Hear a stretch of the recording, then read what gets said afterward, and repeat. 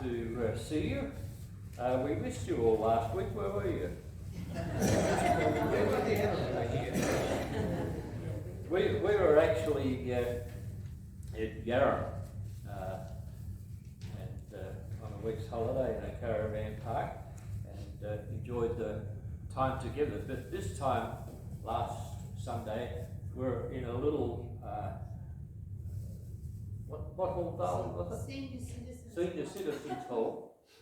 And it was a little satellite service from the Sale Baptist Church. So they had, like we had videos just before, they had videos up on the wall of the whole service, and we all sat around and participated in the service, which actually happened in Sale. So it's a little bit like our Powelltown service in many respects.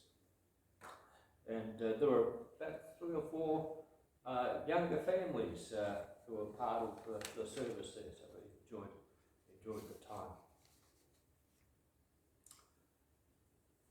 Australia, the richest country in the world. Actually, the screen that you'll see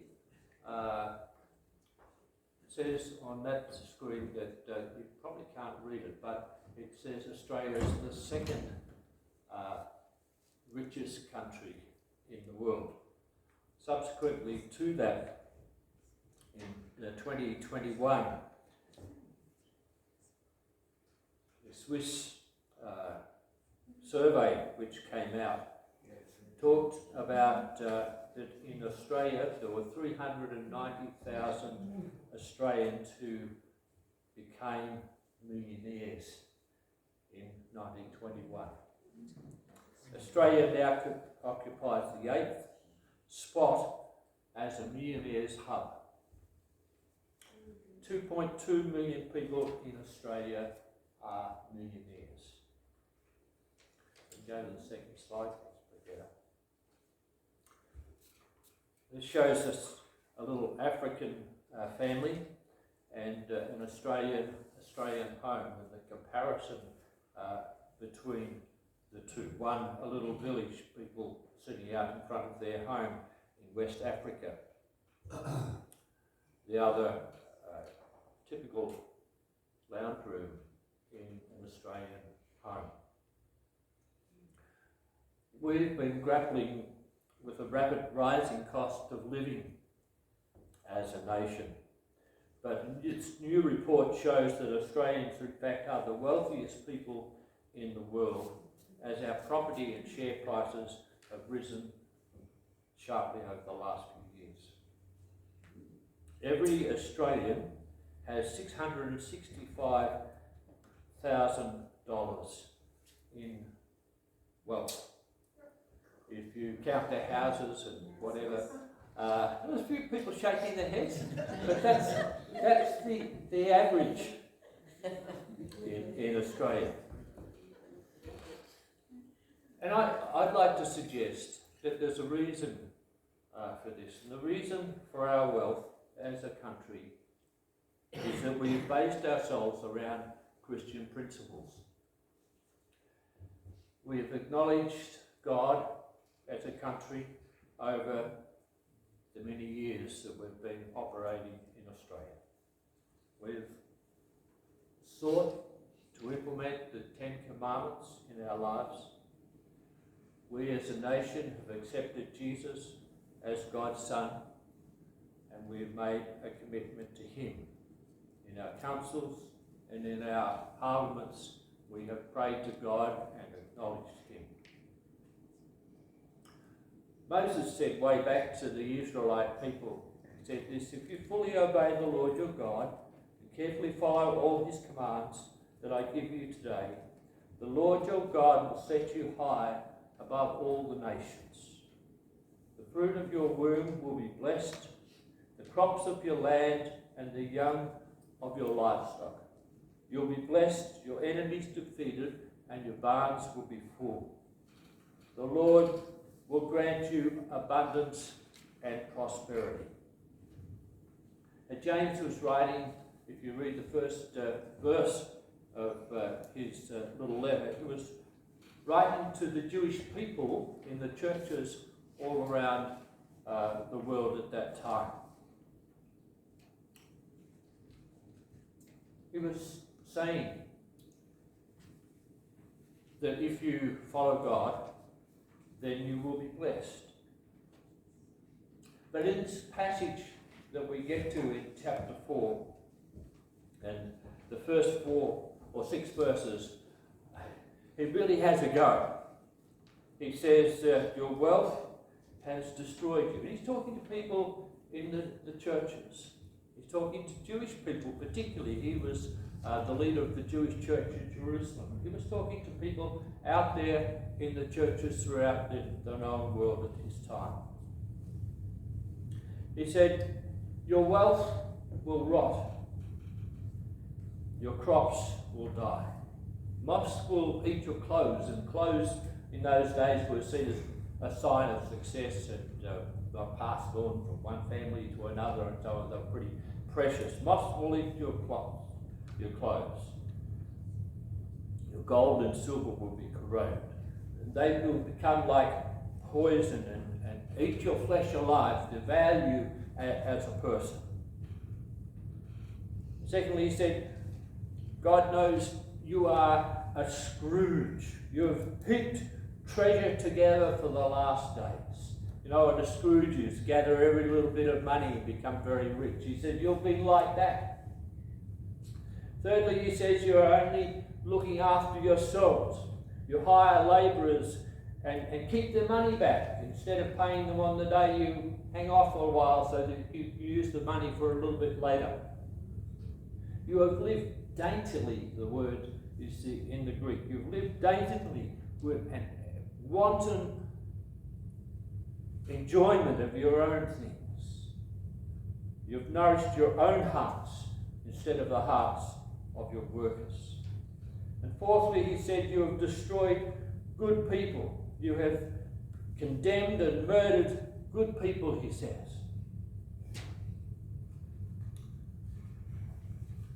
There's a story I want to tell you. It's the story of a chicken, if we can go to the next overhead, please, forget it. In this story, God stripped everyone of their wealth. Nobody had any wealth anymore, no one had any food, and they became hungry. 3 days later, God gave everyone one chicken. There were 3 groups who responded in different ways. Group 1 said, oh, fabulous, the chicken, let's barbecue it. And so they barbecued their chicken, and they were happy for one day, but the next day they were without food anymore. And they complained to God and said, God, where's our next chicken? You know, how come we only got one chicken?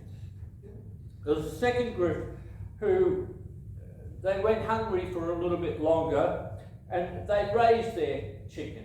The chicken was a hen, and each day when the chicken matured, it would produce an egg. So they were quite happy with an egg a day with their chicken each. And they lived with a great deal of joy and satisfaction. And there's a third group who, with agreement with Group B, their rooster which they got, and the hen of Group B, they said, can we get those together? And we'll give you an egg a day, an extra egg a day. So that happened, and so the rich people had lots of chickens, and they kept reproducing, and they had too many chickens to look after themselves, so they hired Group A, who were the ones who were starving, to come and look after their chickens for them, and they would have an egg a day. You see, everyone started equal, but ended up, once again, poor, those who were poor, those who were middle class, and those who were filthy rich. That's how our world is built. That's the system we operate in our world. James says it shouldn't be like that. talks or refers to people thinking only of themselves, only operating for themselves, not thinking for those who are in need. I'm reminded of Jesus as he talks to the church in the book of Revelation, chapter 3, verse 14. You say, I am rich. This is the church. You say that I am rich. I have acquired wealth and do not need a thing. But you do not realize you are wretched and pitiful and poor and blind and naked. So be earnest and repent. Here I am, says Jesus. I am standing at the door and I'm knocking. If anyone hears my voice and opens the door, I will come in. I guess we probably see ourselves as not so rich. There would be very few of us who would be millionaires, although our properties might be worth a lot more than what we think. And maybe we think these words don't refer to us. I'm inclined to go along with what James is saying. That we don't realise, we saw those photos between a family in Africa and a family here, and we compare between the two and just see how rich and how well looked after we are as God's people.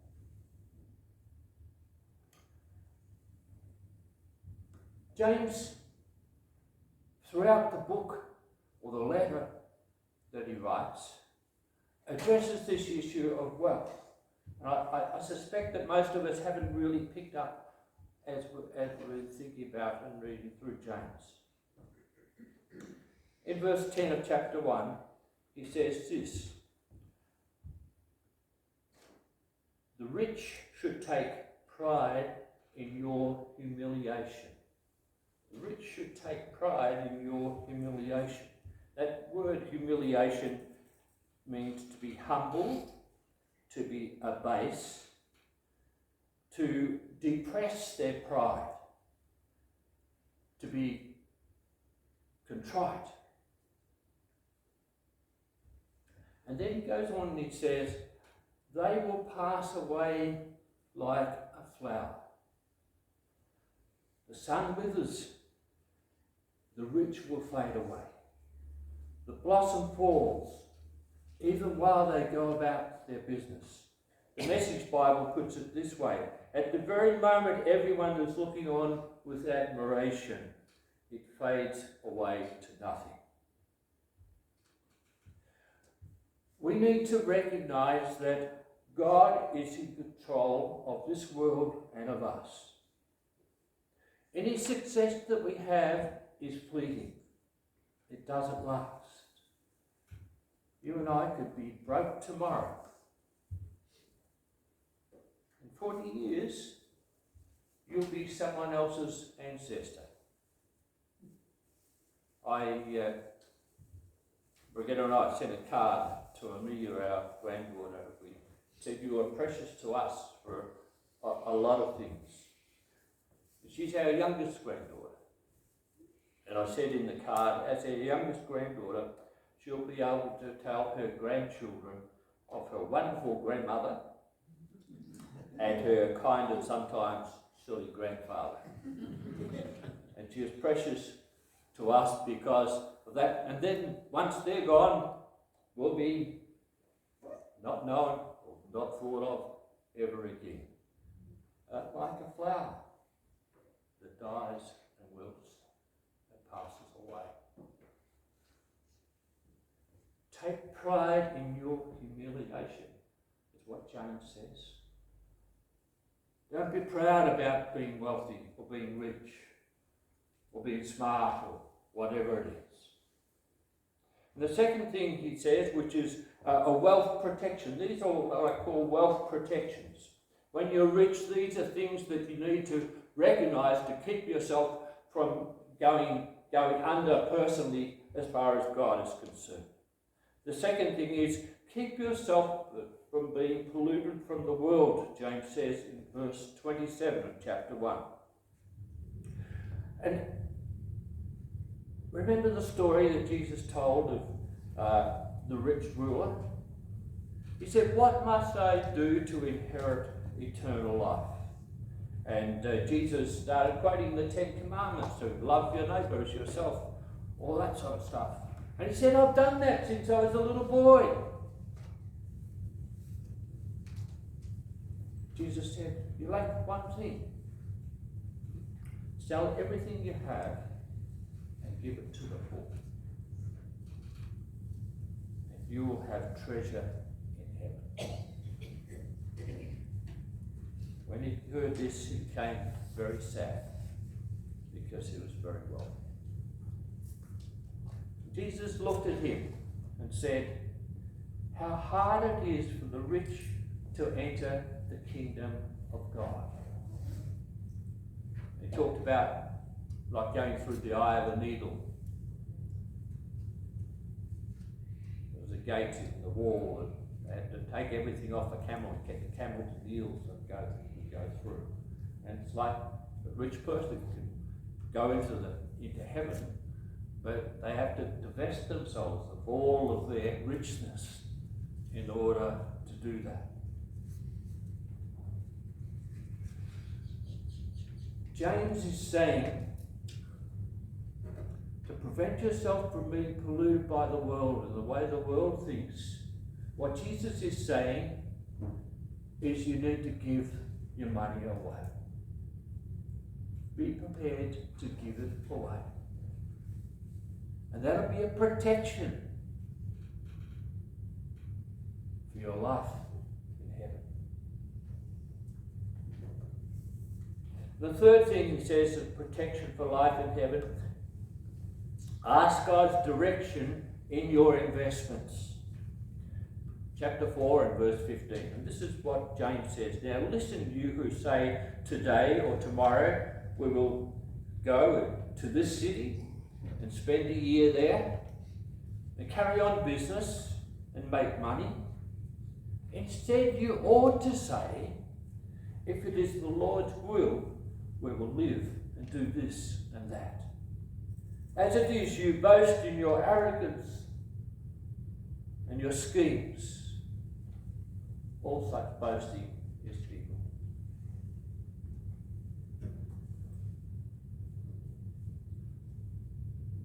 Brigitte and I were at Doveton, and I might have told this illustration before, but we had a house on the corner with the church surrounded it, and we thought about buying it for the church and so on, but the church didn't feel that they're in a position to do that. And this guy started attending church, and he came to me and he said, "Ray, what are you doing about the house? It was up for sale." I said, "Nothing, we've decided we won't." He said, "Well, I'll tell you what, I'll buy it, and after I've signed up for it and everything else, you can switch it over to somebody else, and the church can decide to buy it." And I said, "Well, the church deacon said they weren't going to do that. You can do it if you wish, but it's not likely that the church will change their mind." Anyway, he went ahead and bought the house at auction, and came to us after that, and he said, "Ray, how did you go with the Dickens?" I said, "Well, they decided not to do anything about it, but I told you that was going to be the case." So I've signed up for it, and actually I didn't tell my wife about it, and she's not very happy, so I can't buy it anymore. And so there was a predicament. I didn't know what to do, and went to bed and worrying all through the night, and just a voice came to me, "Ray, you buy it." And I woke her up in the morning and said, "You know what happened last night? God told me that we should buy the house." And I said, "We can't afford it. We've got our little house we're buying in Greenwood, and we've got it rented out and so on, but we can't buy it." I said, oh, let's go to the bank and see what the bank says. So we went to the bank, and a very kind lady in the bank said, yes, you can loan. You can afford to do that. So we had 2 houses. We ended up with about 6 at one stage. But that's when I stopped listening to the Lord. You see, it's important to listen to the Lord. And in your financial situation, Jesus never says that we shouldn't have wealth. He just says it's difficult if you're wealthy. It's hard.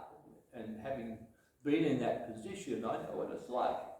You go off on your own track and you think you're smart yourself and all those sorts of things, and you do things that you wish you hadn't done in the past.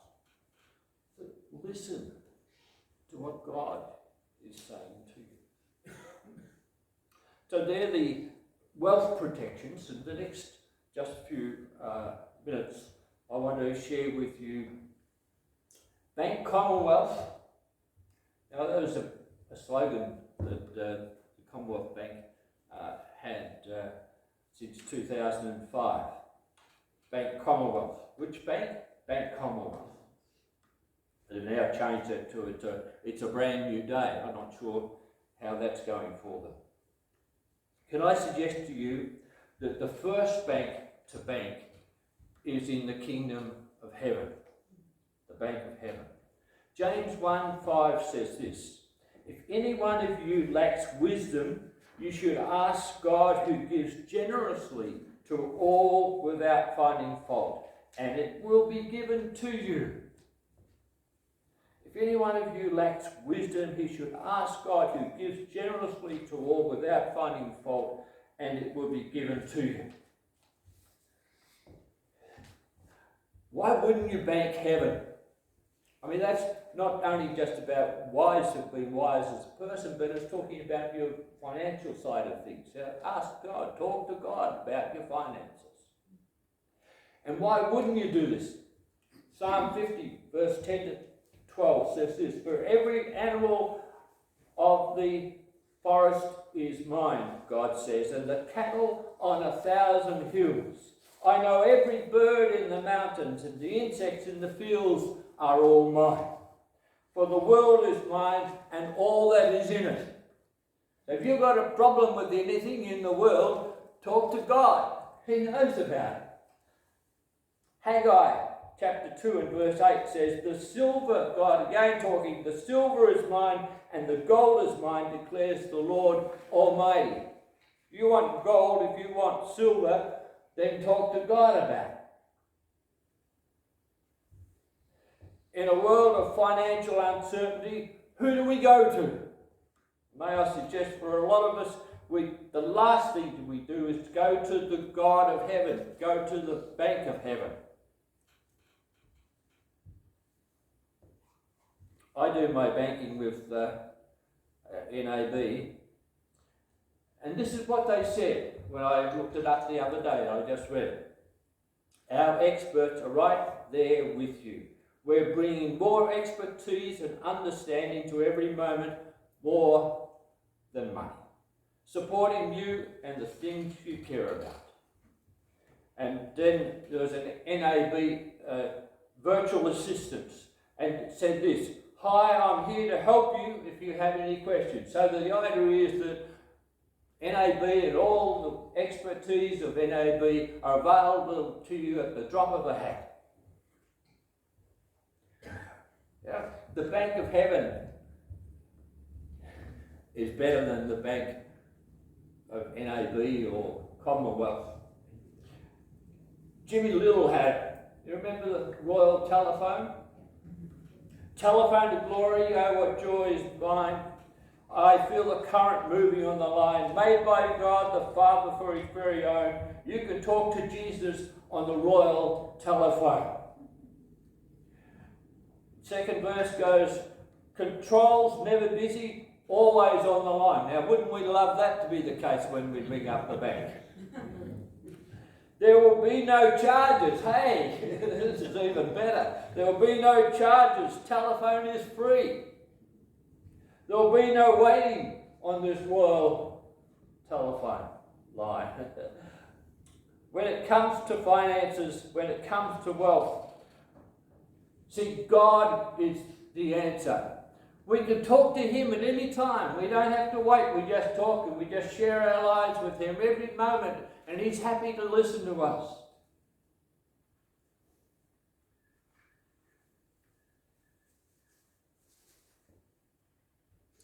Next slide, thanks, Brigitte. The Bank of Heaven. This, James suggests, it should be your wealth plan, your personal wealth plan. Chapter 1 and verse 27. This is it. Look after orphans and widows. That's your number one. Plan for wealth. And guard against corruption from a godless world. For every one of these, I'm going to tell a story that Jesus was involved with. Remember, there was a little old widow. She was following along the funeral parade, and her son was in the coffin. Jesus saw her, and his heart went out to her, and he said, "Don't cry." So he took the man and raised him to the dead and returned him to his mother. 2 Timothy chapter 5 verse 3 to 15 talks about this issue. Take care of the widows who are destitute. This pleases God immensely. Deuteronomy chapter 14, 28 to 29. At the end of every 3 years, bring all the tithes of that year's produce and share it in your towns, so that the fatherless and the widow who live in your towns may come and eat and be satisfied, so that the Lord your God may bless you in all the work of your hands. Religion that God our Father accepts as pure and faultless is this: to look after orphans and widows in their distress, and to keep oneself from being polluted by the world. That's your number one thing to do.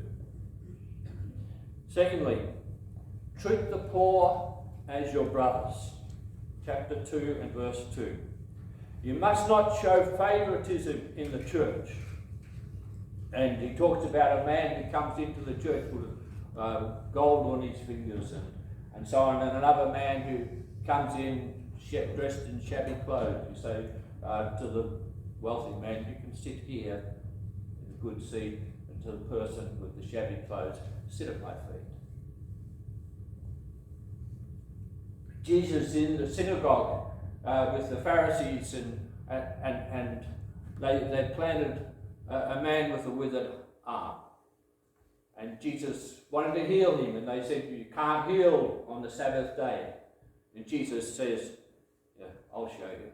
I can heal." And he goes ahead and heals him. Treat the poor as your brothers, someone special. There's a story of a little girl who was home alone and ill, and her mum went to work and said, "Give me a call if there's a problem," and she did. "I need you, Mum, really bad." And so the mother asked at her work for time off, and she went home as quickly as she could, or she went to go home, but she had to get some medicine on the way, and so she left the car, and as she came back after getting the medicine, she realised she left the keys inside the car, and the car was locked. She didn't have the keys, and she was absolutely desperate. And she said to the Lord, "Lord, please send somebody to help me." She tried to get in herself, she couldn't get in. And this old truck pulled up beside her, and this dirty, disabled man with taps all over him came over to her, and she said, "Can you possibly help me?" And she grabbed me by the hand, "Please help me. And he said, oh, okay. And so 2 minutes flat, he had the door open and said, oh, thank you. And she absolutely hugged him. You're such a wonderful man, she said. You're just so wonderful. And he said, no, man, no, I'm not. I'm just out of prison. I was in prison for breaking into cars. Without any hesitation, the woman looked up to the Lord and said, thanks, Lord, for sending me a professional. That's the Bank of Heaven operation. The third thing is God has chosen the poor who are rich in faith.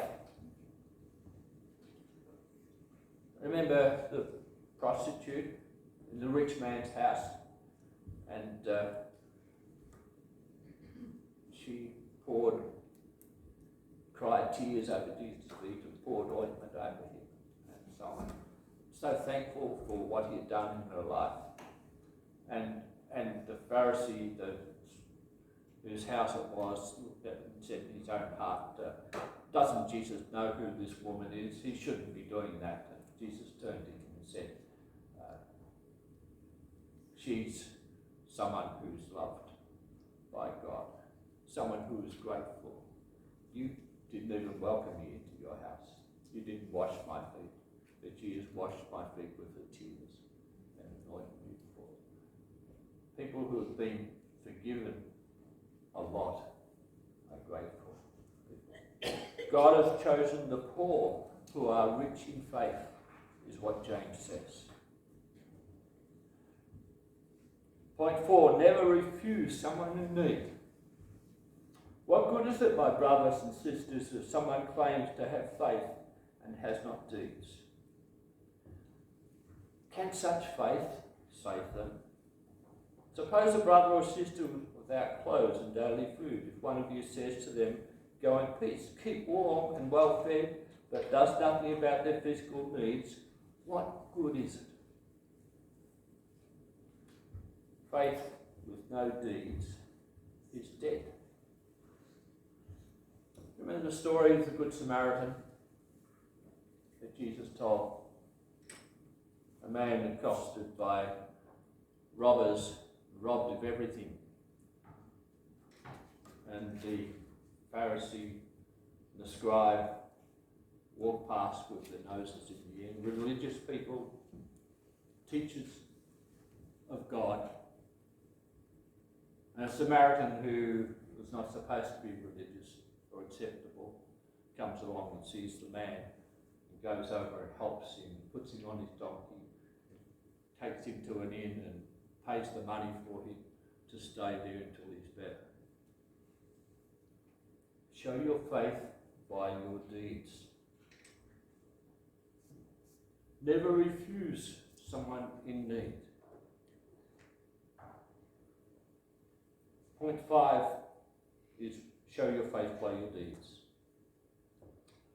I was a pastor at Abbotsford Baptist, a student pastor at Abbotsford Baptist, and we would have drunks that would come to our door, knock on the door, smelling of alcohol and looking very shabby and so on. And initially we said, oh yeah, well, we raided our fridge and whatever else that we had and we'd give to them. But the line of drunks became even more and more, and coping with it. And so I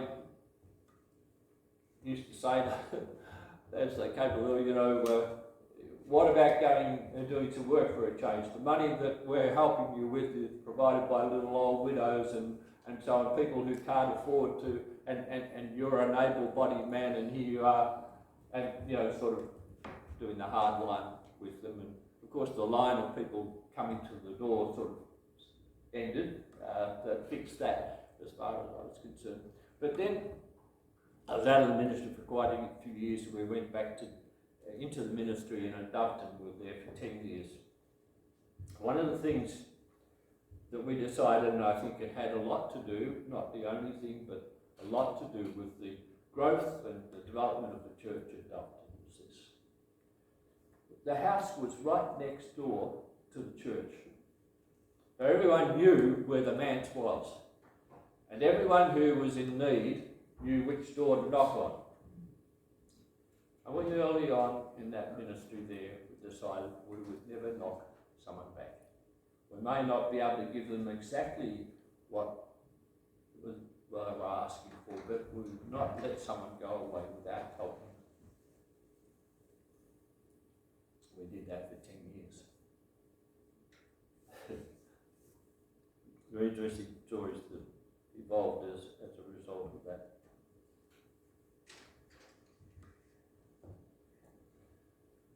Show your faith by your deeds.